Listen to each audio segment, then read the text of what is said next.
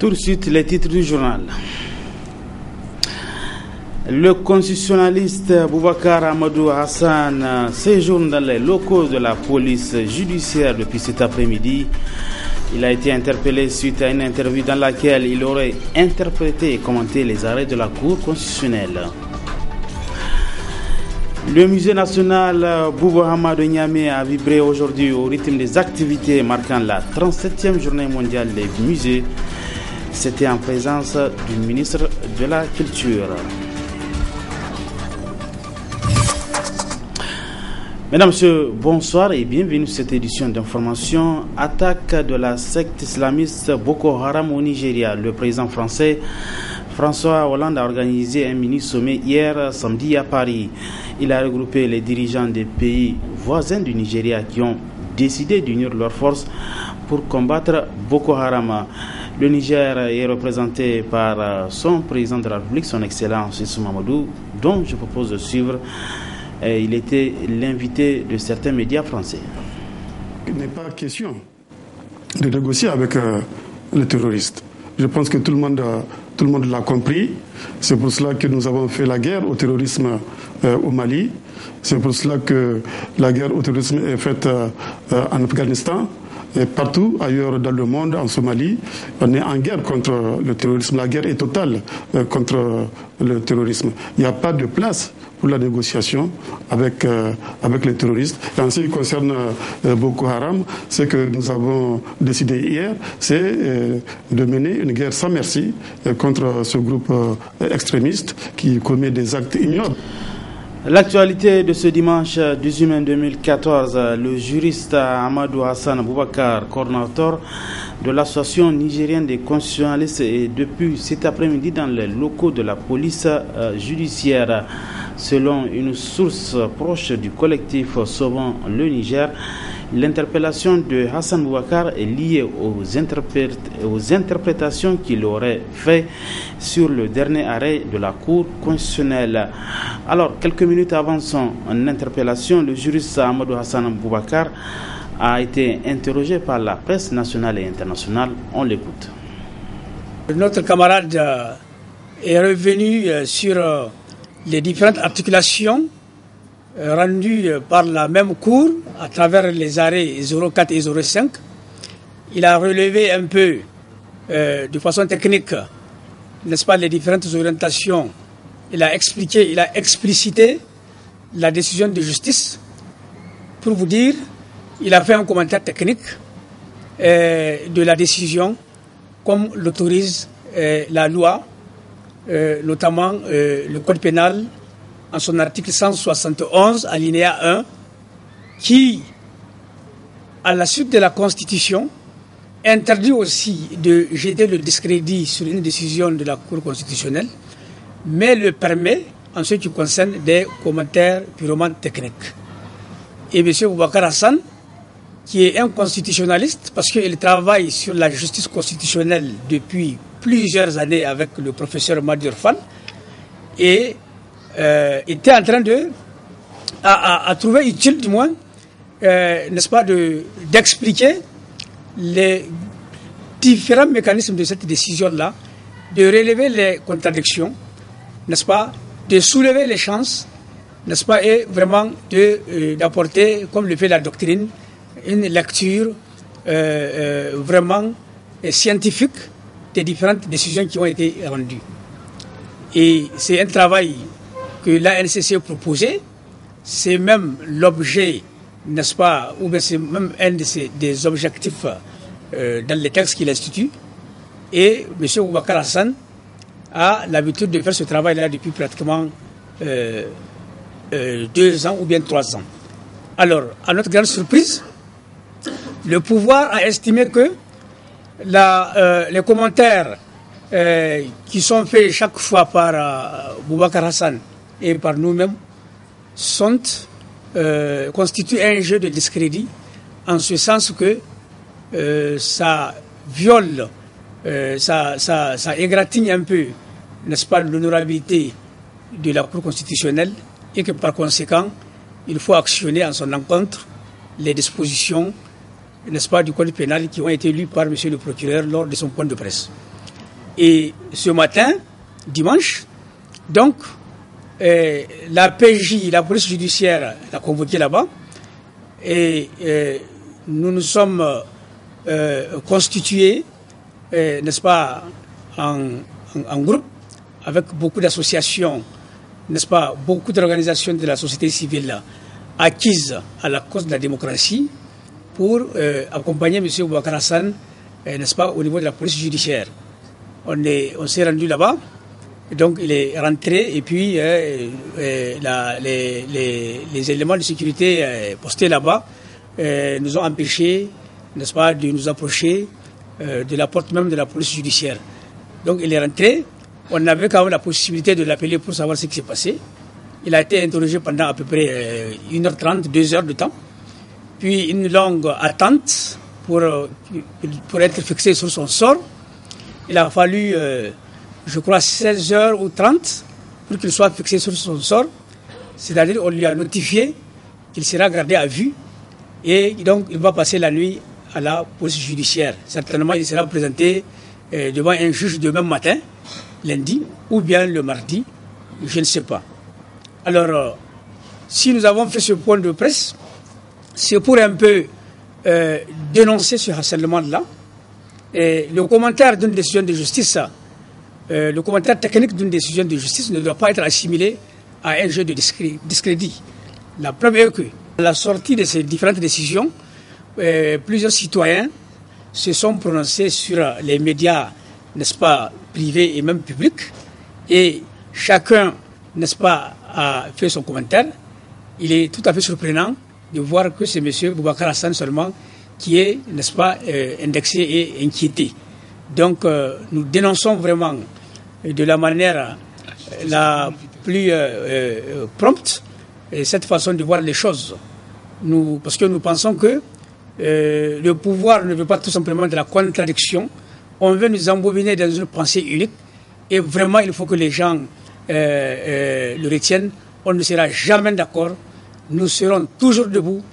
On ne va pas nous museler. Et c'est en ce moment que nos langues seront déliées pour parler vraiment, n'est-ce pas, au nom de la démocratie et au nom de l'état de droit. Monsieur Hassane, donc, est dans les locaux de la police judiciaire. Nous attendons la suite, n'est-ce pas, de ce feuilleton. Certainement, ce n'est pas la dernière arrestation. Toujours est-il que nous serons debout et nous allons attendre demain pour voir ce qui se passe passer. Mais nous gardons un très grand espoir parce que la justice de notre pays a toujours su faire montre, n'est-ce pas, de justesse et de droiture, et que je pense qu'à l'occasion de ce procès-là, elle va lire le droit et elle ne sera pas avec les hommes politiques.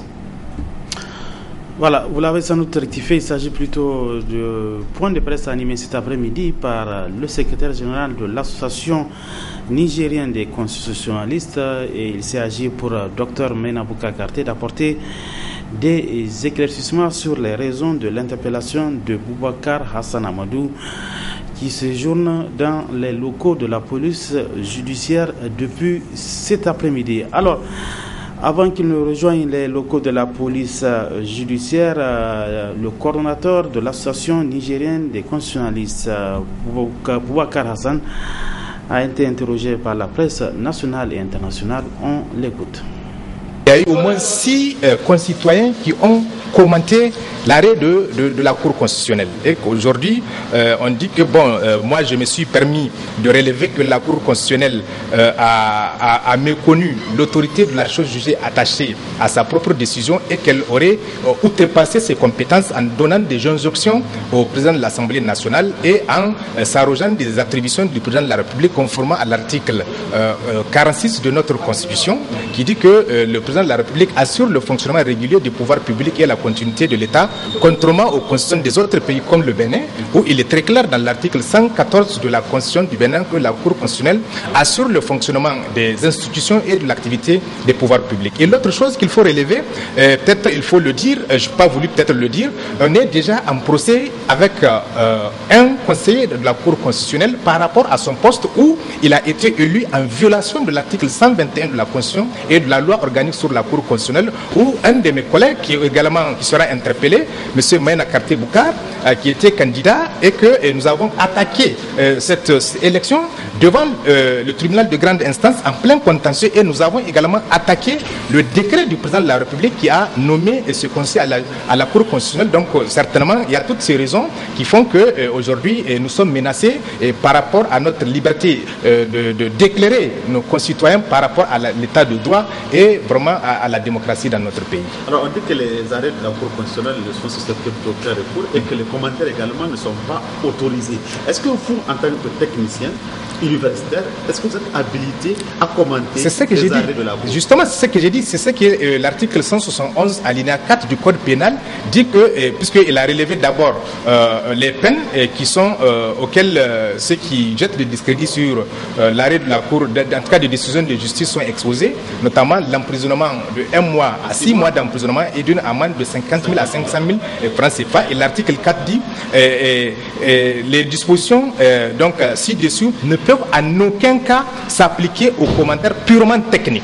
Et je pense que, en tant qu'universitaire, comme vous l'avez dit, en tant qu'universitaire qui a dû faire qui a fait des recherches sur la justice constitutionnelle et la démocratie, je pense que je peux valablement faire des commentaires techniques. Vous pouvez prendre des revues de droit, vous allez voir des commentaires que les universitaires font pour relever les insuffisances des décisions de juridiction, et choses qui aident eux-mêmes les praticiens, donc les juges, dans leurs futures décisions à prendre compte, à tenir compte des insuffisances de leur arrêt et vraiment à rendre la justice en toute impartialité et dans le respect eux-mêmes de la règle de droit, surtout qu'il est dit que les décisions de justice sont rendues au nom du peuple nigérien et dans le respect de la règle de droit. Alors de ce pas, vous allez à la PJ. Est-ce que vous êtes confiant en la justice nigérienne? Moi, justement, j'ai confiance. La preuve, c'est que la dernière fois, les magistrats, le syndicat autonome des magistrats du Niger, en tout cas, il est sorti pour un peu dénoncer effectivement le manque d'indépendance de la justice nigérienne, où il y a beaucoup de pression, surtout par rapport à certains dossiers politiques. Mais néanmoins, je pense que j'ai confiance à la justice nigérienne. J'ai dû exercer mes droits en tant que citoyen, et la loi me donne le droit de faire ces commentaires techniques. Et de l'autre côté, et face à mon engagement, je pense que ce chantage ne me dérange pas vraiment dans mon engagement à éclairer la lanterne de nos concitoyens, et que j'ai la conviction que rien de mal ne peut arriver à un homme juste, tant pendant sa vie qu'après sa mort, comme l'a dit Socrate. C'était là donc le juriste Amadou Hassan Boubacar, coordonnateur de l'association nigérienne des constitutionnalistes, quelques minutes donc avant son interpellation dans les locaux de la police judiciaire de Niamey. Autre aspect de ce journal, hier 17 mai, cela faisait 1 mois que le Parlement de notre pays est secoué par une crise. Depuis 1 mois, c'est le blocage complet des opérations de vote au niveau notamment des 2e et 3e vice-présidents du bureau de l'Assemblée nationale. Rappel des péripéties ayant marqué ce mois avec Issa Hamid Meki. Au début des opérations de vote, on pensait ou estimait partir une fois de plus pour une routine à laquelle nous avons été servis aussi bien l'année d'avant que les autres années passées. Tous les candidats, comme d'habitude, passeraient comme lettres à la poste. Mais surprise, 1 fois, 2 fois, 3 fois n'est pas coutume, car à la découverte des urnes devant révéler les 2e et 3e vice-présidents, place nette et à l'incompréhension d'un côté, pour ne pas dire la stupeur de l'autre. Tout est parti de ces urnes. Tout est donc la faute à ces urnes. Aucune. En fait, tout est bloqué à présent au niveau des candidatures à la 2e et à la 3e vice-présidence. Et désormais, était lancée la saga de l'opération blocage des opérations de vote. Tout est bloqué. Tout est en fait arrêté. Et le pays semble désormais suspendu au bon vouloir des desiderata de la poursuite ou non de ces élections. Or, on ne serait pas là à faire un tel constat de désolation si ce qui était jusqu'ici l'évidence du consensus avait prévalu. Plus le temps passait, plus cela permettait de découvrir des facettes jusque-là cachées ou retenues à l'Assemblée nationale et de l'Assemblée nationale.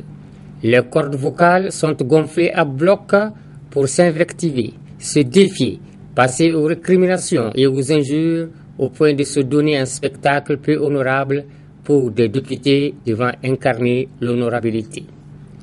Par cette tournure, frasques, déconvenus et autres rebondissements, ce mois de mai 2014, s'il y a quelqu'un en particulier qu'il devrait marquer et affecter, peut bien être le président de l'Assemblée nationale qui était de l'aventure et des turbulences de la législature d'un certain mois de mai 2007.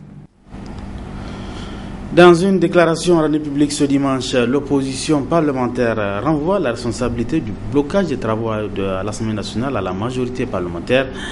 Les députés de l'opposition ont également condamné l'interpellation du constitutionnaliste Dr Boubacar Hassan. La déclaration est lue par le président du groupe parlementaire de l'ARN, Tijani Abdelkadri. La majorité parlementaire a refusé, après 2 tours de scrutin, de voter pour le candidat du groupe ARN à la 2e vice-présidence du bureau, entretenant ainsi délibérément le blocage au mépris de l'article 89 de la Constitution.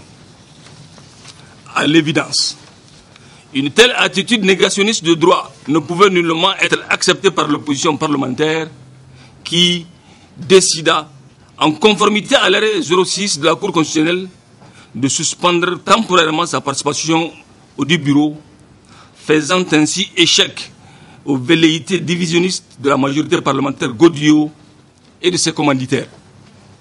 Aujourd'hui, l'Assemblée nationale se voit dotée d'un bureau dont la configuration politique viole l'article 89 alinéa 1 de la Constitution et méconnaît l'arrêt numéro 01/CCT/MC du 4 mai 2011 et l'arrêt 04/CC/MC du 2 mai 2014. Nous, groupe parlementaire ARN et Lumana Africa, soucieux du respect de l'ordre républicain et des principes fondamentaux de la démocratie pluraliste tels qu'énoncés par la Constitution, sommes respectueux des arrêts de la Cour constitutionnelle. Toutefois, nous faisons les constats suivants. 1. Du principe de la séparation des pouvoirs. L'article 89, alinéa 2 et alinéa 3 de la Constitution confère au président de l'Assemblée nationale la prérogative de respecter et de faire respecter les principes de la séparation des pouvoirs. Cette prérogative a pour corollaire la non-ingérence d'une institution constitutionnelle dans le fonctionnement des autres, le respect strict par chaque institution de ses propres attributions et celles dévolues aux autres. Toute immixtion dans les attributions des autres institutions et toute décision extra petita ne sont que des abus de pouvoir. 2. Du droit à la défense. Ce droit universellement reconnu et consacré par l'article 20 de la Constitution, duquel découle le principe du contradictoire, a été méconnu au président de l'Assemblée nationale et au président des groupes parlementaires de l'opposition lors du processus ayant abouti aux arrêts numéro 4 du 2 mai 2014 et numéro 6 du 14 mai 2014. 3. Du principe d'impartialité. L'article 117, alinéa 1 de la Constitution dispose: la justice est rendue sur le territoire national au nom du peuple et dans le respect strict de la règle du droit, ainsi que le respect des droits et libertés de chaque citoyen. Ce faisant, la justice bien rendue constitue le rempart contre l'arbitraire, les abus de pouvoir et est de fait le gage de la stabilité des institutions de la République et de la quiétude sociale. Face à ce putschisme rampant, nous, députés de l'opposition parlementaire, 1. Rappelons que les décisions de justice rendues au mépris, entre autres, du principe contradictoire, du principe de l'autorité, du principe de l'impartialité, peuvent être source de révolte et d'instabilité. 2. Accusons la majorité parlementaire aux ordres, incapable de destituer le président de l'Assemblée nationale par des voies constitutionnelles, de vouloir y parvenir au forceps par des voies illégales en induisant en erreur certaines institutions. 3. Condamnons toute menace sur la liberté d'opinion et toute censure des médias publics et privés, comme l'attestent les injonctions du Conseil supérieur de la communication et du ministère de la Justice. 4. Dénonçons et condamnons vigoureusement l'interpellation du constitutionnaliste Boubacar Hassan, dont le seul tort est d'avoir émis un avis technique sur une décision de justice en sa qualité d'enseignant-chercheur, alors qu'au même moment, d'autres voix moins autorisées se répandaient sur le même sujet dans les médias publics et privés sans en être nullement inquiétés. 5. Prenons l'opinion nationale et internationale à témoin quant à la volonté affichée des autorités de la 7e République de bafouer l'état de droit et la démocratie chèrement acquis dans notre pays et d'instaurer un régime césarien. 6. Enfin, mettons en garde le président de la République, garant du fonctionnement régulier des institutions, contre l'instrumentalisation des institutions judiciaires et les dérives tyranniques aux conséquences imprévisibles sur l'état de droit et la stabilité de notre pays. Sur un autre registre, les liens créés par les collections des musées, tel est le thème de la 37e journée internationale des musées, célébrée ce dimanche 18 mai 2014 dans plus de 35 000 musées à travers le monde. Dans notre pays, c'est le musée national Boubou Hama de Niamey qui a servi de cadre à la célébration officielle de cette journée à travers une porte ouverte, libre et gratuite avec plusieurs invités, plusieurs activités culturelles et artistiques. C'était en présence de notre reporter Michel Lidji. Créé en 1958 et inauguré le 18 décembre 1959 par Yori Hamani sous l'impulsion de Boubou Hama, le musée national célèbre ainsi comme les autres musées du monde entier l'édition 2014 de la Journée internationale des musées instituée en 1977 par le Conseil international des musées ICOM. Une institution de l'UNESCO dont le représentant était également présent pendant les festivités de cette journée aux côtés du ministre en charge de la culture. Le Niger, notre pays, qui a toujours su accompagner cet élan mondial dans le cadre de la promotion et de la valorisation du patrimoine culturel, va poursuivre cet effort-là. Parce que tout simplement, nous avons dans le viseur la création de musées régionaux, communautaires et même privés, s'il vous plaît. Le ministre, là, apparemment, vraiment, nous sommes très contents de lui parce que pour la première fois, quelqu'un est venu au musée assister, un ministre est venu assister justement à la journée internationale du musée. Nous l'avons remercié et nous pensons que ça va continuer. Indépendamment de cela, nous avons eu son aval pour la création, l'ICOM, qui va créer le musée régional de Difa. Nous avons fait une première mission pour la prise de contact avec les autorités locales, les leaders d'opinion. Et maintenant, nous avons encore un autre projet avec l'actuel ministre, c'est la base de données du patrimoine culturel du Niger. Et ça, c'est important. Pour le conservateur de ce lieu de mémoire où sont jalousement conservés et valorisés des éléments du patrimoine national, l'on se félicite également de la réussite de cet événement. C'est une journée qui commémore l'effort que consentent les acteurs qui œuvrent qui travaillent dans les musées, l'effort qu'ils font, qu'ils doivent montrer à toute la communauté. Donc c'est pour cela que le 18 mai, le musée fait une porte ouverte et avec la porte ouverte, il y a des animations, il y a des questions-réponses avec des récompenses qui sont données aux enfants.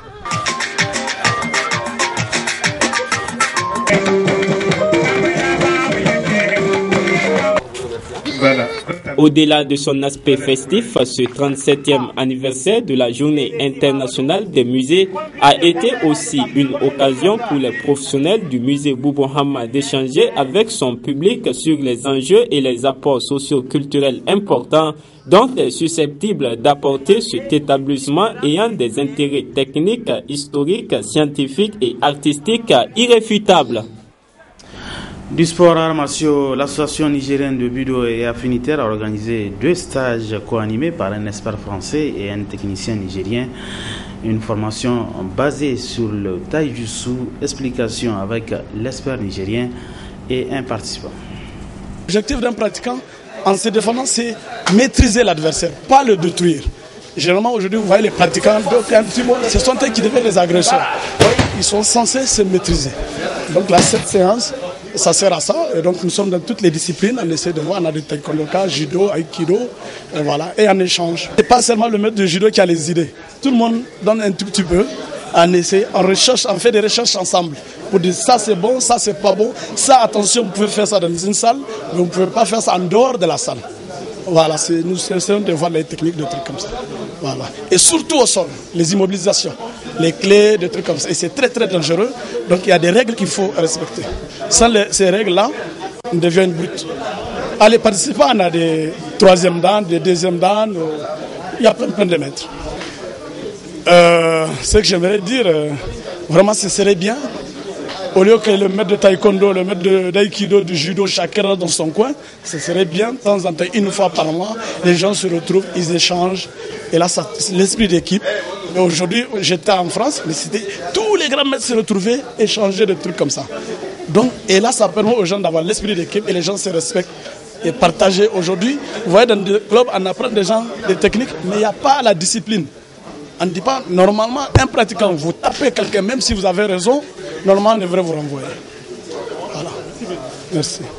Donc, c'est un stage qui débute depuis le mardi, qui regroupe 4 disciplines, le judo, le jutsu, l'aïkido et le karaté. Donc c'est une séance de judo et une discipline appelée taijutsu. C'est une discipline mixte qui fait la synthèse du judo et du karaté. Donc c'est en fait le but du stage, partager des techniques de notre art. C'est pour ça qu'on est tous regroupés ici, pour partager les techniques et apprendre d'autres techniques aussi de notre art. Alors, partager les techniques, et au final, c'est quoi votre objectif? L'objectif, c'est faire en sorte que tous les pratiquants, même s'ils ne sont pas experts dans les autres arts, puissent au moins avoir un œil pour avoir une notion de ce que c'est l'autre art et avoir quelques rudiments de défense autres que leur art. Parce qu'on estime que maintenant, il ne s'agit pas de rester avec un seul art, il faut diversifier ses compétences et avoir le maximum d'ouverture possible. Plusieurs personnes, plusieurs clubs d'ailleurs, ont voulu participer à ce stage. Et bon, mais là, on est qu'une trentaine.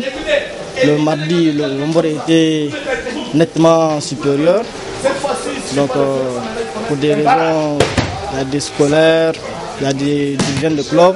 Donc, ils ont été empêchés, c'est pour ça qu'ils n'ont pas pu assister. Mais sinon, l'engouement est très fort autour de ce stage-là, parce que c'est animé par un expert nigérien, en l'occurrence M. Maître Kader Ara, 4e dan judo et expert international. Donc, si c'est l'engouement, il y a l'engouement autour de ce monsieur-là. Voilà, point final de cette édition d'information. Merci à vous de l'avoir suivi. Bon début de semaine à tous et restez toujours en compagnie des programmes de la télévision Labari. Bonsoir.